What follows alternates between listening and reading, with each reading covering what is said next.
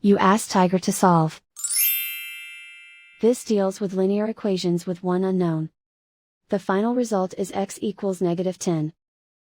Let's solve it step by step. Simplify the expression. Expand the parentheses. Simplify the arithmetic. Group like terms. Combine like terms. Group all constants on the right side of the equation. Add 20 to both sides. Simplify the arithmetic.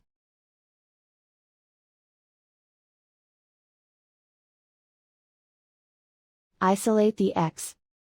Divide both sides by -2. Cancel out the negatives. Simplify the fraction. Move the negative sign from the denominator to the numerator. Find the greatest common factor of the numerator and denominator. Factor out and cancel the greatest common factor. And so the final result is x equals -10.